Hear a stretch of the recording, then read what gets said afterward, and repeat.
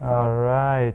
So thanks, June, and I want to thank the organizers for first inviting me and second organizing a very nice conference. It's a bit weird to me to be in the Isaac Newton Institute, and actually my postdoc was a theoretician physicist who was super jealous of me from coming here, so I need to bring him a little souvenir because otherwise he's going to be mad at me. But so I was trained initially as in applied mathematics and computer science, and I during grad school and even more during postdoc, I basically went to the dark side of the mathematical biology. So I went into the biology side and started doing experiments. And so I want to give a disclaimer right now that I'm going to do some math. We still do modeling and develop methods for data analysis. But the disclaimer here is I'm too used to talk to biologists these days that I forgot how to talk to mathematicians. So if it's too dirty for you, don't throw me tomatoes or anything, please. All right, so my lab these days focuses on endocytosis, and so endocytosis is a fundamental process of the cell. As you know, the cell is made of a bunch of compartments. The cell itself is a big compartment, and it's delimited by a membrane. And eukaryotic cells need to transport things in and out and get stuff across the membrane. All right. Okay. Not okay. Did I touch anything?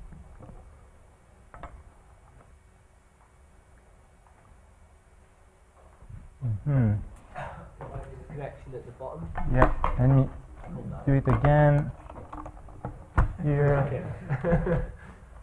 And does it go? It goes over there. Football, it was better if it wasn't, the cable wasn't under tension. Yeah. Oh, the cable not under tension. All right.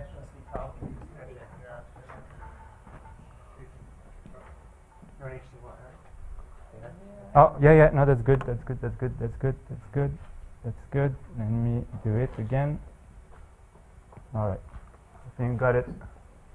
Oops. All right, so sorry about that. So basically, there's a membrane and the cell needs to get things in and out, and one way it does that is to by making little vesicles, and that's what endocytosis is all about. And so it's used to get nutrients and other stuff, recycle membrane, proteins. It's also hijacked by viruses to enter the cell, which is pretty cool. So my lab is focused in the, I would say the mechanics and the biochemistry of what's going on during the clathrin-mediated endocytosis, which is the most a common way of doing endocytosis for the cell, right? And so, as you can all imagine, it's not that easy process. There is a big topological change, right? So you start from something flat that you change into a tube that eventually is pinched off, right? So there's a lot of things going on, and in red what I show is basically the kind of net forces you need to apply to the membrane to do this process, right? One thing I want you to notice here is the time scale. Everything happens in about 10 seconds. So you basically pinch off the vesicle in about 10 seconds, and then it takes another 10 seconds to disassemble all the machinery, right? And the rest of the talk, time 0 is when scission happens, right? So I'm going to time all my things like that. And notice also the length scale. It's a 15 nanometer diameter vesicle, and so it's very, very tiny when you think about it, right? And so to produce these forces, there is a big molecular machinery involved. So genetics and cell biology has been doing a lot of work in the last 20 or so years. All right. Same thing happening. And okay, that works. Okay, so I'm going to keep talking and. I did that earlier. Okay, I'm not touching it. I don't move. Okay, I'm just going to stay here. So there are about 50 proteins that have been identified by the geneticist. Half of them, so I work with yeast, and in yeast, half of the proteins involved are related to the actin cytoskeleton. So it's not that different from mammalian cells, except that in some cases in mammalian cells, you don't need actin to make the vesicle. The reason for that is probably a problem of membrane tension, and in yeast, membrane tension is very high because of very high turgor pressure inside the cell. And so that's something we're working on, is trying to figure out what are the feedback mechanisms between membrane tension, mechanics of the actin cytoskeleton, how it produces force, and the biochemistry of the system. All right. Okay, so I need to switch now. Let's see. And do that.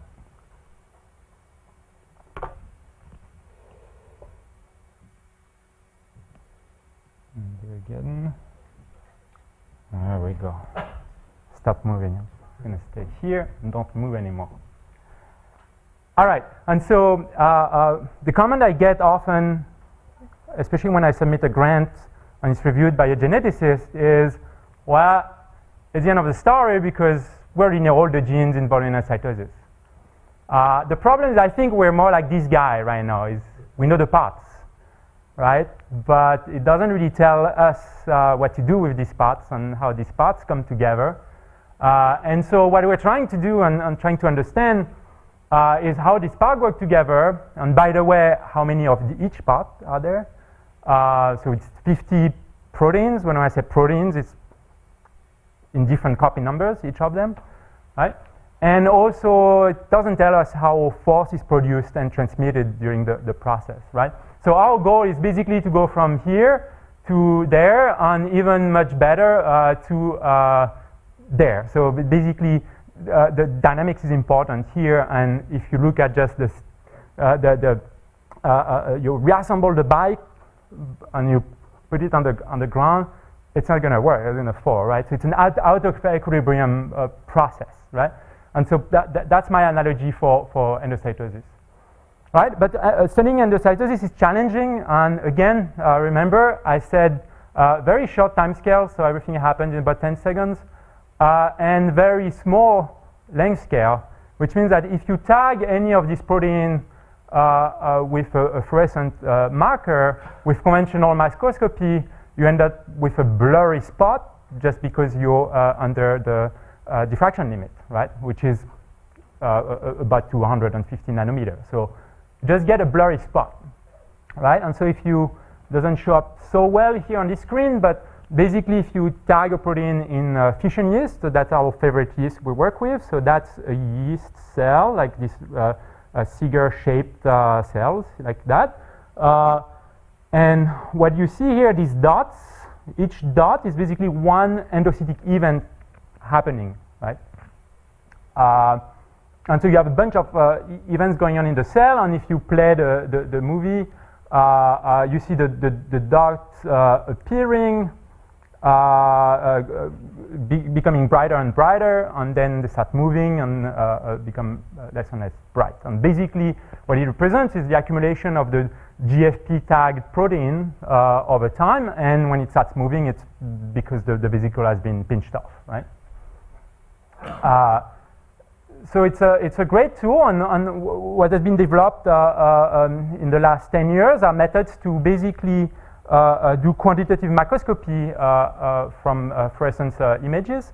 And what I'm trying to show today is that using this data and mathematical modeling can be of tremendous help to basically infer the molecular mechanisms, since we cannot access them directly, right? And so my talk is in two parts. The first, the overall question is, what is the role of actin in force production during endocytosis? I'm not going to really answer it today, but that's the big question for the lab. Today I'm just going to focus on two things. Is one, what are the molecular mechanisms for actin dynamics that we can infer from the quantitative microscopy data? And two, what is the role of actin filament cross-linkers in this process, right? So let's start with the first question. I want to spend just a minute again on the quantitative microscopy. So the idea is to count molecules in live cells and at any pixel in your images. So the nice thing of working with yeast is you can tag in the genome any gene of interest, put a GFP next to it. So now every time this gene of interest is produced and makes a protein, there's a GFP attached to it. So there's a one-to-one relationship to, if you can count the number of GFPs, you can count the number of molecules, right? So we image it with a spinning disk confocal microscope. Then we do all the tracking of these guys. These movies should be playing, but basically every second you get an image with some fluorescence, and we basically get the fluorescence intensity of at each time step. We have ways to calibrate the microscope. The idea being to turn a fluorescence intensity into a number of molecule or concentration, right? And we end up with these very nice curves where we can get the number of molecules versus time with a certain time resolution, right? So this is not really what we get when we track one guy, right? Because biology data are intrinsically noisy because of the biology, because the process is not necessarily 100% reproducible. In our case, I show you along the way, the number of molecules is actually small enough. It's that you can have just a stochastic noise because it's a small number of molecules. But there's also the problem of the tools you use to measure that also introduce noise in your measurement. The other problem with our data is the low temporal resolution, so we cannot go faster than one image every second just to limit photo bleaching and a lot of other technical issues. And they're usually incomplete in the sense that things go in and out of focus, and we don't necessarily get all the fluorescent signal. And the other problem is that we lack an absolute time reference. So I don't know if you remember the movies I was showing, they were all happening starting at random time. And if you want to combine all the data you get from each of these individual endocytic events, and you want to do an average, you need to realign them properly. And here with this data, so these guys are typical data we get from the movies. And they actually even fairly good data. We have much noisier data. But you see that they're not all complete. They're not all like this, start quite early, go up, and till at the end. They sometimes you catch them at the beginning, you catch them at the end only. Sometimes they're missing data points because it's out of focus. And so we end up with the problem of reconstructing a signal from a lot of noisy, incomplete data with low temporal resolution. But what we want is something with high temporal resolution and better estimates of the real numbers. Yes, question? So this is number of molecules on a single cell or in a particular area of the, like what is this number of molecules? Okay, so the number of molecules I'm talking about here is basically, if you look at, let me play the movie, one endocytic event here. It's basically the amount of fluorescence in basically in a circle around this clathrin-mediated endocytosis event. right? So every second.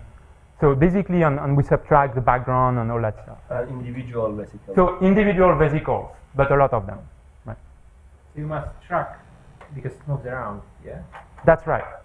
Which is a problem on its own, and we worked a little bit on that, and now there are good algorithms, not thanks to us, but we're using fairly efficient algorithm. So we're at a time where we have a good pipeline that makes things quite easy to for the experimentalists to just collect the data on an item. You can do more than one at one time. More than one protein. You can tag more than one protein at the same time, or so you, in theory, can. We don't. One of the reasons we don't do that is to stay quantitative. You don't want to have a threat going on, right? And so that's a problem when you have several labels.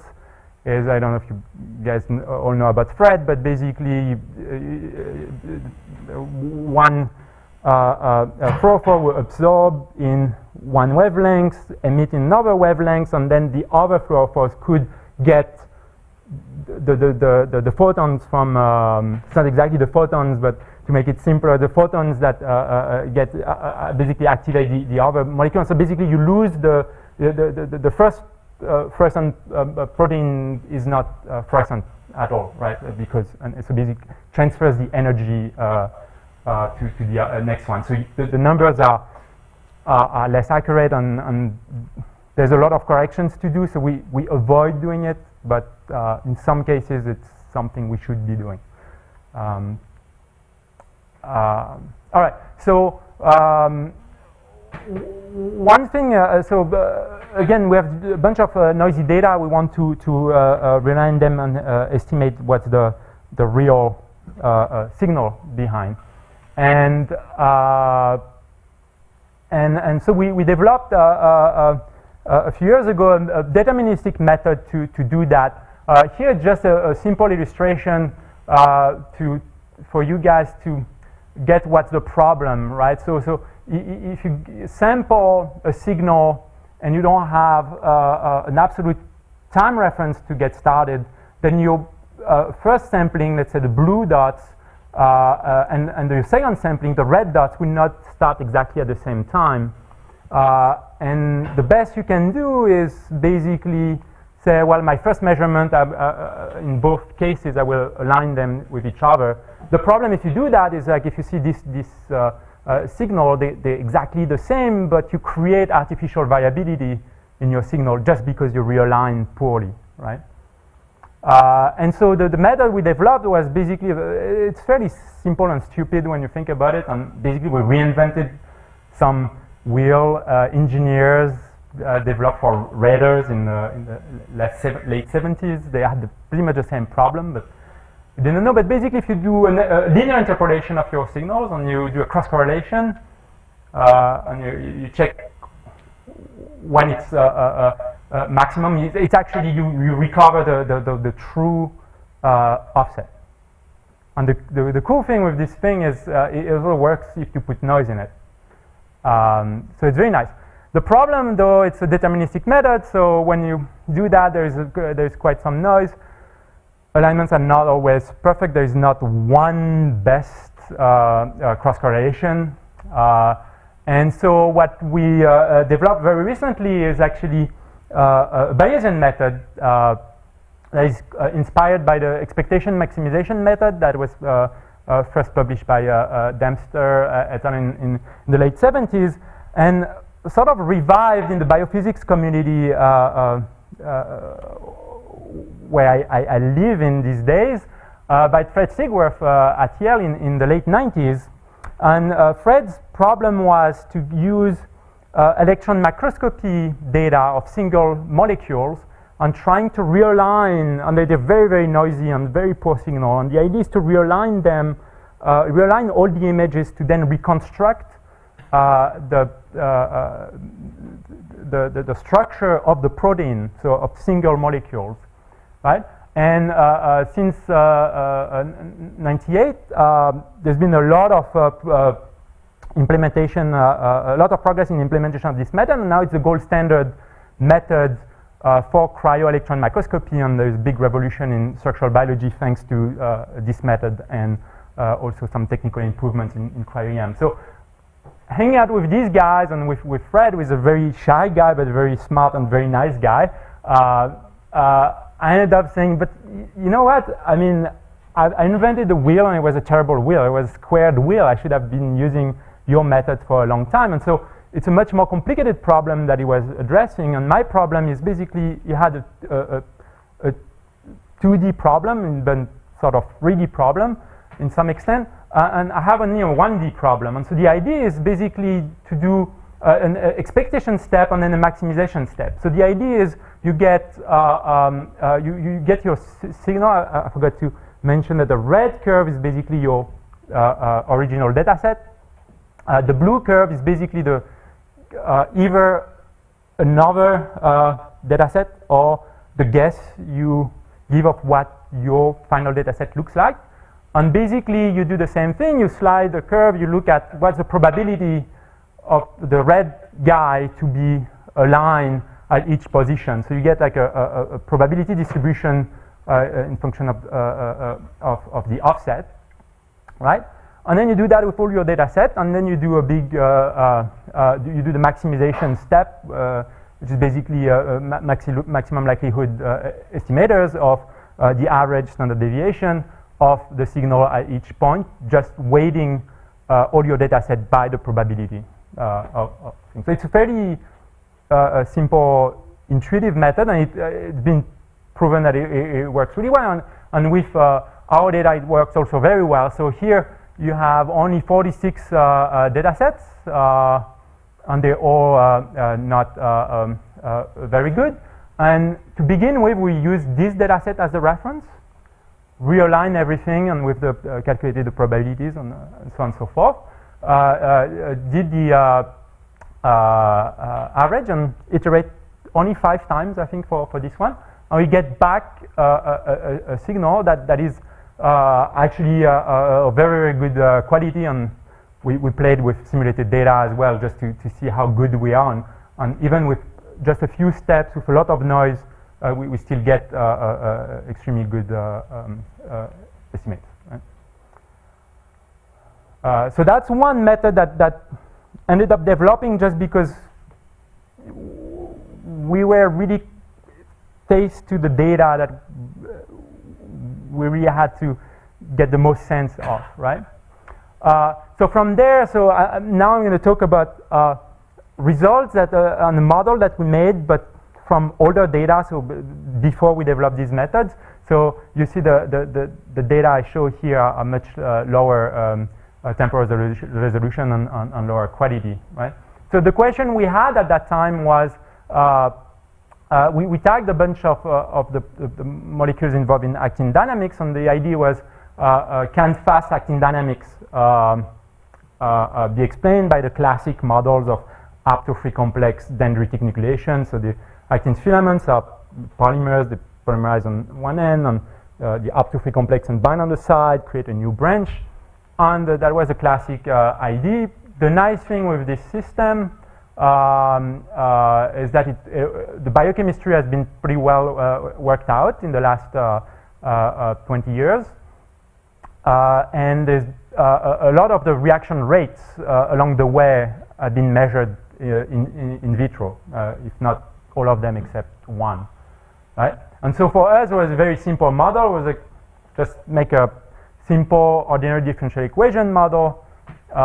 It's very nice because it's constrained by all these reaction rates. We know them, they've been published before. So everything should work very nicely, right? So just a side note, the reason why we do just an ordinary differential equation model here is because, well, we didn't have a very good sense of the geometry of the actin meshwork around here.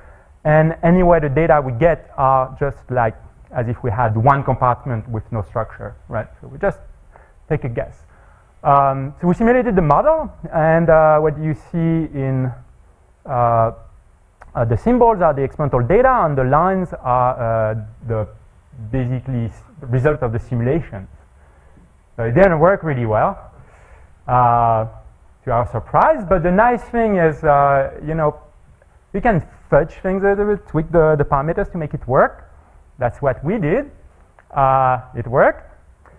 But the nice thing here is if you tweak the right parameters and you know the biology well enough to know which parameter to tweak and which data you know are likely to be a bit off or likely to be missing something, or also the fact that we're not taking into account space had an influence on the rates, right? And so instead of just tweaking the parameters and just publishing it, we said, well, here are predictions. So basically the predictions come from how do you go from a model that doesn't work to a model that works? What do you need to do, right? So one thing was critical in this model was the disassembly of the filament was not fast enough, and you can see it clearly here. Like that's actin, and it goes up and never really goes down. And we made a few predictions. I'm not going to go over them. Two of them were proven in vitro and in vivo before. There is one prediction about a small number of growing filament, which is very mind-blowing because everybody thinks that actin filaments polymerizing is exerting the force necessary to do all the job. And it's only a very, very small number. So either the model is wrong, which is possible, or there is a different unconventional mechanism for post-production, right? And the question is it measurable, the number of filaments growing? We're not very hopeful that we're going to get anything here, right? We're more hopeful with another prediction, which is turnover, and basically how fast the entire system recycles during the process, and that's something we're working on. We're developing new microscopy techniques, single molecule experiments that will tell us something about it. And another result was that the meshwork is, the actin meshwork is heavily cross-linked, and that's something I'm going to talk now about. So we're trying to see if that's, what does that mean, right? And again, here we don't have the resolution to go deep in the details. And by the way, electron microscopy doesn't work for that because you lose the actin structures in general for this kind of system. So you see just a fuzzy thing. So you don't get the resolution. And super resolution microscopy, the new Storm techniques, they're not there yet. They still have too low resolution to get any details of the structure of the assembly of the filaments. So the approach we took is like, let's simulate systems of actin filaments and cross-linkers and see what can we get, right? And so the idea behind that was, cross-linkers basically take actin filaments, so these blue things are the actin filaments, and the red things are the cross-linkers. They basically bind on the side of the filaments and keep filaments with each other, right? So experiments have shown that it either makes bundles of filaments, so they all parallel like that, so that's what you see in these micrographs, or it can make a meshwork, and so you have like this kind of fuzzy hairball of filaments, right? And the question with endocytosis is which of these two structures happen, if any of those, right? And one thing we got from quantitative microscopy was the ratio between actin subunits to number of actin filament cross-linkers called the fimbrine here. And we concluded from this figure that basically it's heavily cross-linked because you get about one, at the peak just before scission, you get about one cross-linker per 7 subunits. But because cross-linkers have two sides where it can bind actin, it's on this graph, it's 1 every 14 basically. So you have 1 subunit, 2, 3, 4, 5, 14. And so the red guys would be like that. So it's fairly heavily cross-linked. And one of the reasons it's you have to see it, even it doesn't look that heavily cross-linked. You have to keep in mind that there's a pitch in the actin filament, so not all sites are always available, even if you have a filament that's just next to it. It's not necessarily crossing because the orientation of the binding sites are not necessarily close to each other. And that's basically in this schematic here. Rima, the postdoc in my lab, who developed these simulations, made this nice figure where you basically have the arrows of what is the normal to the subunits, right? And so here in this case, there would be only 2 sites where it could cross-link because of the orientation. Right, so in the simulations, we simulate the chemistry.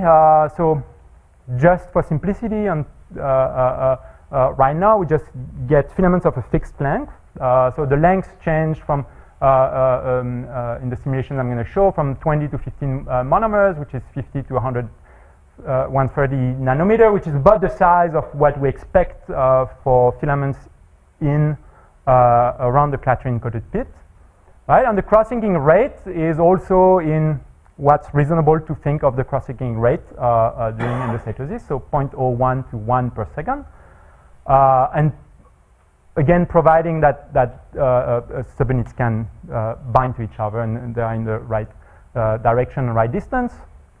And we also simulate the mechanics, so basically thermal motion of the filaments on the meshworks, and so there is a drag on these structures that is taken into account. And filaments are short enough to be considered as just rigid rods, and cross-linkers are, the binding is just a spring, right? So if you run simulations, that's basically how it looks like. So you have different lengths of monomers.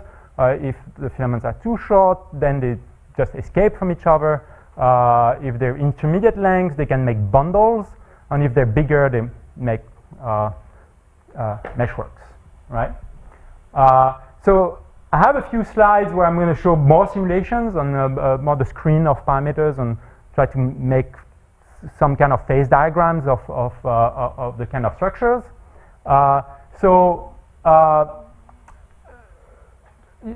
Here it's the filament length increases, and here the cross-linking rates increase from bottom to top, right?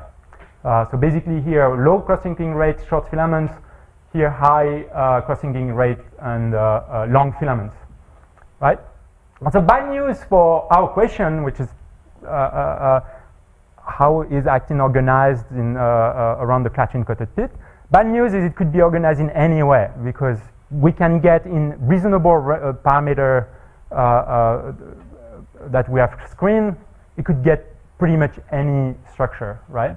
And the fun thing is that there is also weird structures like this 2D flat meshwork. And we don't know why that happens, but working on it. But it's very, very odd. And of course, it can take, can be bundles, and can be some kind of intermediate structures where you have like some kind of preformed bundles and the rest. So all these ones are after 200 seconds of simulation, so it's kind of a steady state. And so that's the kind of structure we get, right? And so you can see that you might be able to make boundaries of under this line pretty much.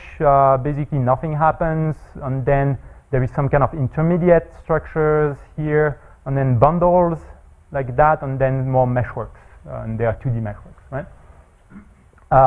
So it was weird, and then we said, well, actually, it's just there is nothing. It's just like in with filaments with no boundaries, right? And here we said, okay, let's see if having a clathrin-coated pit would change anything into the organization, right? And so our clathrin-coated pit is basically a membrane, like a flat membrane here on a tube. That's our model for now.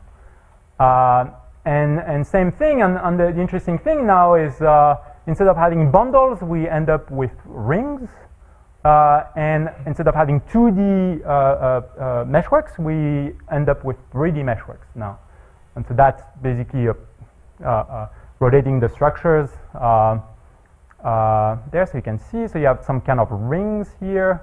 I'm going to play one simulation of, I think it's not exactly this one, but it's in these conditions. And it's basically the ring formation. So you have it's kind of fading here, but you have the green tube. So it's the side view here. You have the tube like that, and that's the top view, so looking from the membrane. And if you run the simulation, very quickly it forms a ring. It's fairly nice homogeneous ring, but very quickly it ends up making bundles and opening the ring, right? Which is a very surprising structure.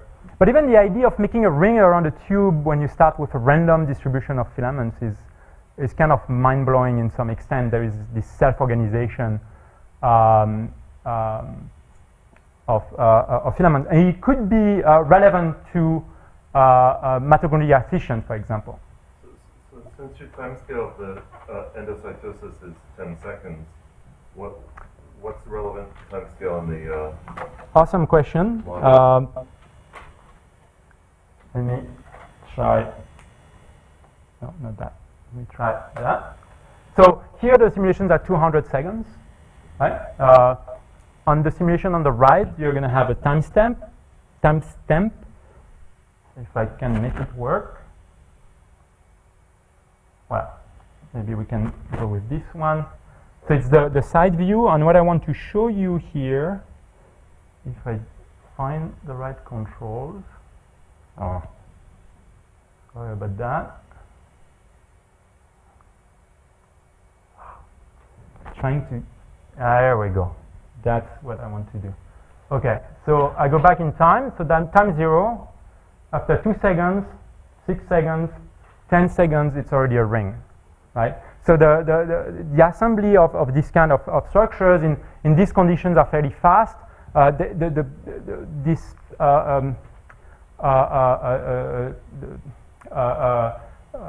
time to reach steady state changes also with the parameters. So it's going to be longer here when you have higher cross-linking rate and higher density, longer filaments basically. But you can form these structures in very short time. Is relevant. And so that another way to kill basically the 2D meshwork is to basically add a branch. So instead of having just rods, you start with branches like that, right? And if you do that, then now pretty much it never forms any bundles or any 2D structures, even though there is some reminiscence of 2D structures in these ones, and that's something we're exploring as well. And I'm going to skip this one. Lack of time. I'm almost done. The nice thing is we try to now have a good description of these structures. So what's the best representation of these structures, especially when they're not that clearly bundles or meshworks. So we did really cool stuff and basically had the nematic ordering tensor. The reason I'm showing this figure is because it came in on just a 3-parameter space. So basically, so the maximum and minimum eigenvalues of the nematic order tensor, which basically define the entire tensor, and the structure, and the cross-linking ratio. So remember, I was showing you the curve that I measured experimentally. And so the nice thing is that with this K-min, it actually ends up clustering exactly what we would have classified manually, right? So you end up with a cluster of 3D meshworks, another with 2D meshworks, cluster with the bundles, intermediate structures, and disconnected filaments, right? And the interesting thing here, I want to point out that is related to the experiments, is that the cross-linking ratio is the same for 3D meshworks and for bundles, something that I was definitely not expecting. And the other thing is it's actually much higher than what I was expecting. You know, when I was saying, oh, my filaments are heavily cross-linked, actually they're not that heavily cross-linked because we reach this, basically here would be equivalent to a chi, parameter chi of 0.14, so you'd be basically in the intermediate structure zone. when for bundles or meshworks, you would be much higher here, right? So from just these simulations, we can already say it's preliminary, but if this classification is still true, because this classification is somewhat independent of the conditions of the simulation, they only show the final structure, basically, how does the final structure looks like. What that would tell us, if we are right, it's actually around the clathrin-coated pit, a quite sloppy job that the cell does to organize actin around it, because we're more in these intermediate structures that has some bundles, some parts of meshwork, but a lot of disconnected filaments as well, right? And so a quick summary, we basically using experimental data, quantitative data, we managed to infer a few things that were actually interesting for the biology and end up being right, which is, to our surprise, pretty cool. I was not expecting so much of the predictions that we made to be right. And we have obviously future directions to make it more endocytosis like and endocytosis relevant. And one thing, it's more of an open question here for the second point. We're at a point where obtaining this quantitative microscopy data is not so much of a limiting factor anymore. So we can make strains in semi-high throughput way. We can image them semi-high throughput way. We can analyze them semi-high throughput way. Realign everything. And now we're at a point where we could, in theory, get, for not very high cost, pretty much the 50 different proteins that are involved in endocytosis get their time course during endocytosis in a bunch of mutants, right? And the question then is, what do we do with that, right? And it's very open. We know some of the bimolecular interactions, but far from knowing all the bimolecular interactions of all the partners here. And it's an open question, is what can you do with that? Should we go with classic dynamical system with, you know, variables and parameters, or do like something more parameter free and variable free that we heard about 2 days ago? And so with that, I want to thank my lab, especially Rima with the postdoc who's done a lot of the work. I want to thank American Cancer Society for a seed grant and NIH for a recent R1 grant that they gave me. Thank you.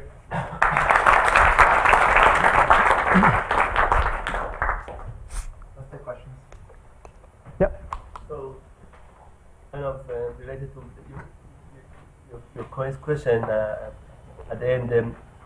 So when you have more data, you can try to, like in your analysis, in your image analysis or data analysis part, you are kind of assuming that there is average behavior, and you try to kind of, but it could be that, that there is biological noise. It could be even bimodal, like two sets of kind of behaviors, and you could try to kind of capture that. That's a great idea, and that's something we've not done.